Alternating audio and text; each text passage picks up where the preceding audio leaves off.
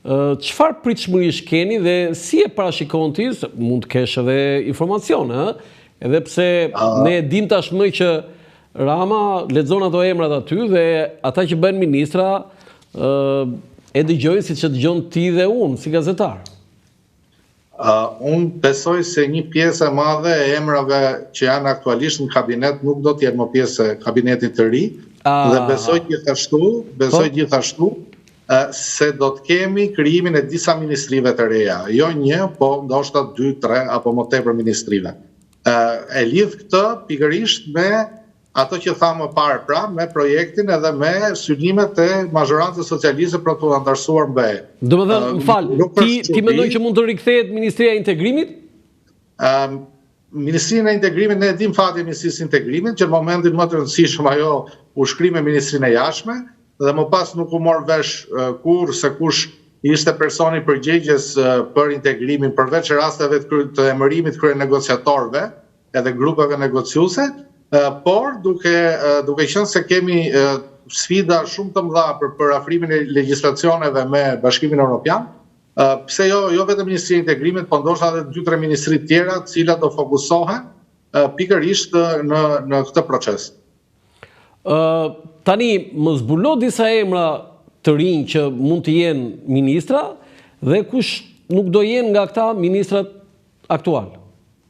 Unë besoj se ministrat që nuk do t'jetë më janë ata që kanë kryesisht formim politik dhe që vinë nga Partia Socialiste si emra politik dhe jo si teknokrat. Do me thënë, në kabineti i ri, unë mendoj se Rama do jetë njeriu i surprizave, do emëroj persona... Vim mirë se e niset e i vjetri, bile në qofse më ndihmon në regjia, në qofse ka mundësi, unë vendosim qeverinë Rama dhe ta komentojmë. Do të vjetrit ti the diçka të fort, do të thënë që emrat politik, tani emrat politik aty është Zonja Balluku, Zoti Balla, është Anila Dena, janë disa emra, pra edhe janë disa emra të cilët vinë nga Partia Socialiste si emërime, si persona me kontribut në fitoret e Partisë Socialiste apo në organizimin e Partisë Socialiste. Unë besoj se një pjesë e mirë e tyre nuk do t'jenë dhe do të zëvendësohen me teknokrat, në kuptimin që Rama do synojnë kryet ministrive për të thjeshtuar edhe procesin e integrimit, edhe punën e dikastereve që janë përfshira, do vendos njerëz të cilët janë të fushës dhe që do fokusohen vetëm në procesin e negociatave kryesisht, për shembull fjala bie po të marrë rastin e Ministrisë Drejtësisë. Unë personalisht nuk besoj që Zoti Manja, me gjithë respektin, do të vazhdojë të jetë ministri i Drejtësisë për vitin 2025-2026, sepse Ministria e Drejtësisë ka sfidën kryesore tashmë për ato që tham për përputhjen e legjislacioneve me BE. Po kush do ta zëvendësojë Zoti Manja? Jo se Zoti Manja nuk e bën dot këtë punë, pra nuk e përballon këtë ngarkesë apo këtë përgjegjësi, por mendoj se duke qenë se do jenë persona që do kenë kontakt drejt për drejt më pas me kolegët e tyre në familjen europiane, me grupet e negocimit dhe me gjitha me radhë, besoj se Rama do zgjedh njerëz me formime specifike. Po mund ta thuash disa emra tani, se kjo është më e rëndësishme. Nuk mendoj se do dalin nga grupi parlamentar. Pra, si të thua jashtë grupit parlamentar? Po sigurisht, pra, nëse do kërkoj teknokrat zot dhe nëse do e ketë këtë ambicie, se unë po hedh një hipotezë, pra, se si e shoh të ardhmen e qeverisë në këtë moment, nëse do kërkoj teknokrat, nuk mund t'i gjej brenda grupit parlamentar. Ne e dim eksperimentet që janë bërë me grupin parlamentar socialiste, ka qenë ai varianti që dorëzon mandatet e deputetit që të bëhesh ministër, pastaj ka qenë ai varianti tjetër që u morën nga jashtë grupit parlamentar ministra, së fundmi 3-4 ministra, por që gjithsesi nuk mund të themi se kishim të bëni kemi të bëjmë me persona të aftë me menaxhimin e ministrive, sepse s'kemi ndonjë rezultat të matshëm. Flas për financat, për Ministrinë e Brendshme. Këtë herë besoj se do godas shumë lart dhe do jetë i kujdesshëm në zgjedhjen e ministrave që do merren apo stafat me çështjen e integrimit. Tani një pyetje kam, se do të pyes përsëri për ato që janë emra të rinj jashtë parlamentit. Okej, dakord, ju thatë që një pjesë do jenë jashtë grupit parlamentar.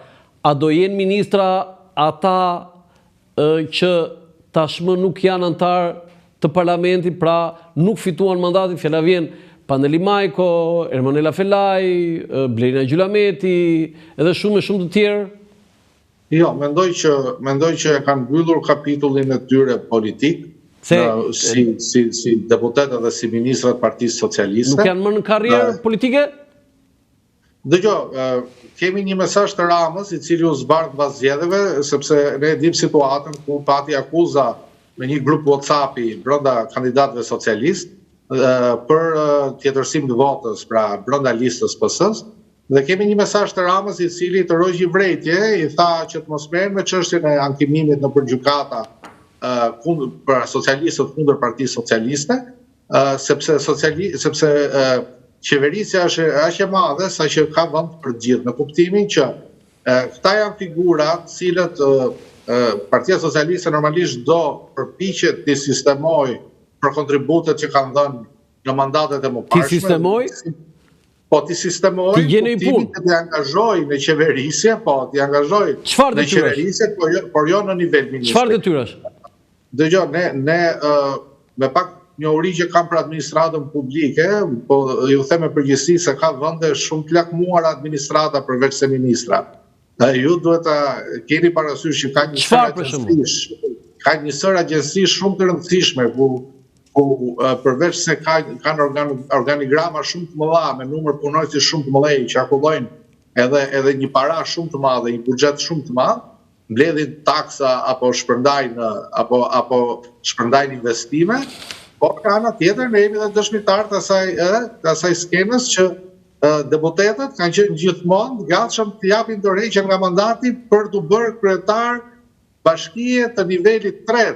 Domethënë, imagjinoni se sa më rëndësishme se ti je deputet, është fjala bie, ti je bashkiaku i Memalia. Prit se kaloi, bëre kapërcime të mëdha. E para një herë tha që nga këta që nuk janë zgjedhur deputet, që janë aktualisht deri në shtator, por nuk janë zgjedhur deputet, mund të emërohen drejtor agjencish. Tani, çfarë agjenci janë këto? Më thoj 2-3 nga këto?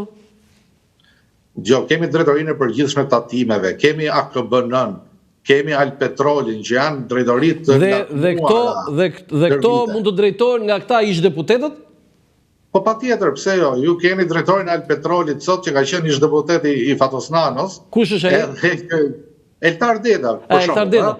Po mirë, okay, nuk ka asgjë të keqe, por janë njerëz që se unë se imagjinoj dot, Ardit, një sekond, unë se imagjinoj dot që Pandeli Majko, drejtori i Alpetrolit, për shembull. Është, dëgjoj, ajo është në dëshirë, si thua, është vendimarrje. Po ka qenë dy herë kryeministër o Ardit, nuk mund të jetë ose Ermanela Felaj, nënkryetare e Kuvendi, ministre e shtetit, deputete 3 hera, 4 herë, të jetë drejtoreshe e agjencisë ku ju tani. Sigur s'shkon kjo. Partia nuk thë lut, partia të mëron ose të përzë, por problemi është ky tani, që kjo varet nga ambicia personale e cili do, edhe nga ego personale e cili do, se ne kemi dhe Ilir Medën, që ishte kryetar parlamenti, ishte president, ishte kryeministër, dhe tash në fund donte të bënte deputet opozitar. Kështu që atë regresin e ka secili në dorë se si e interpreton dhe se si e përjeton. Po mund të jenë ambasador këta? Po sigurisht që edhe ambasador mund të jenë, por unë nuk e mora në konsiderat si post për shkak sepse ambasadori i Shqipërisë në çfarë do lloj vendi nuk është se ka ndonjë peshë apo ndonjë përfitim. Po jo, ambasadori i Shqipërisë në NATO, ambasadori i Shqipërisë në BE, ambasadori i Shqipërisë në SBA, nuk është njësoj si ambasadori i Shqipërisë në një vend afrikan. Alzi. Dëgjoj. Unë nuk besoj se ka ndonjë peshë ambasadori i Shqipërisë, për arsyen se për shembull ne kemi në NATO zotin Ilir Gjoni, që ka qenë gjithashtu ish ministër edhe ish deputet në kohën e qeverisjes Nanos, por nuk besoj se ka ndonjë peshë të madhe apo ndonjë përfitim të madh si në karrierë ashtu edhe nga ana financiare. Po sigurisht ne jemi mësuar ta shohim postin e ambasadorit edhe si një opcion për dalë në pension nga karriera politike. Okej, dhe unë tani do të pyes Ardiç konkretisht, më thuaj disa emra teknik që ti vlerëson, që kanë profil jo politik, që mund të jenë emra të kabinetit, po që kanë qenë afër PS-s? Është një pyetje e vështirë, sepse duhem parë të gjithë grupet e punës që kanë ngritur PS-ja ndër vite. Besoj se edhe brenda këtij grupi negociues mund të gjenden emra të tillë. Për shembull, ne kemi të vajzën që u bë ministre së fundit, Pirdeni.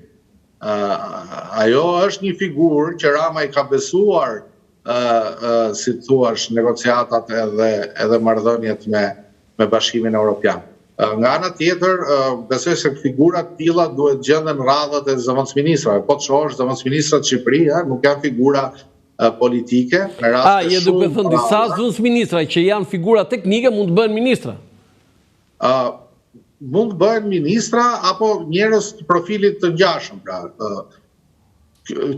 Tani, Ardit, po flasim për ministra, Ardit, se kështu zëvendësministër i bëjnë drejtor, nuk është një jashtëzakonshme.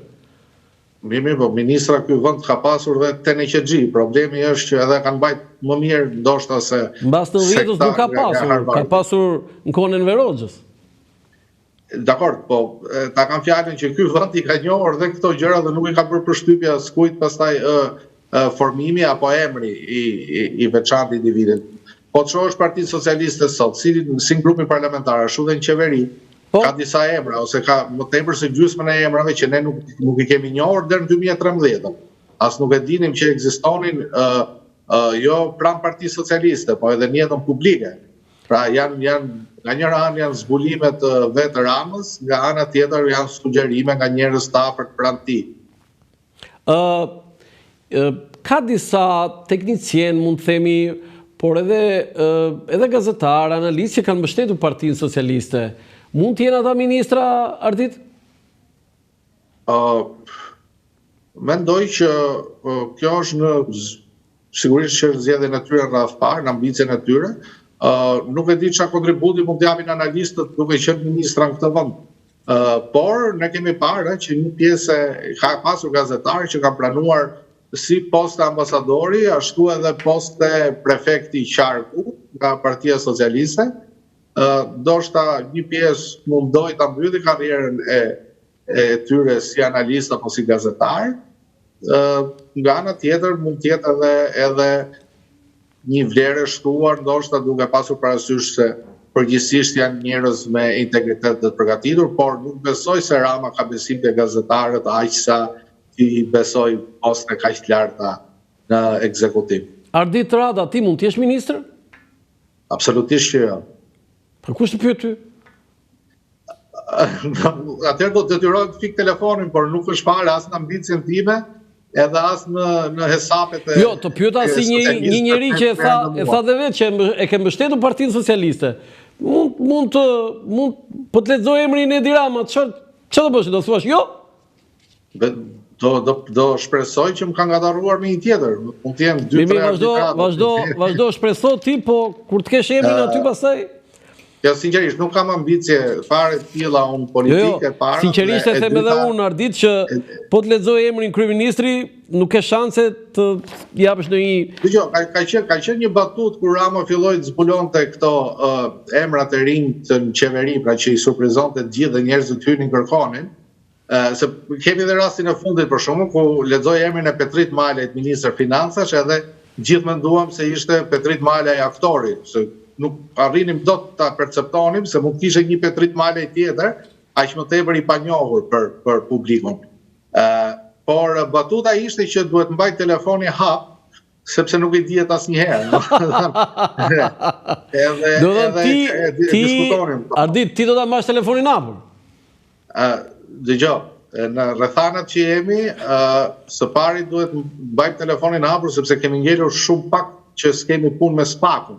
Kështu që kemi ngelur i grusht njerëzit, por jo, absolutisht që jo, kjo është një shaka, unë e kuptoj.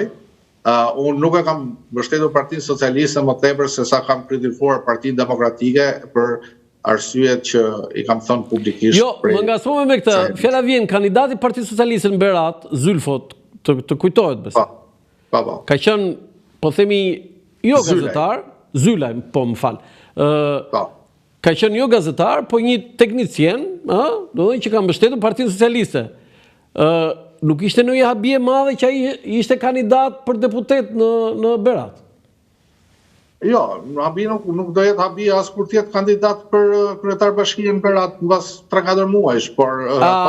Zbulove këtë?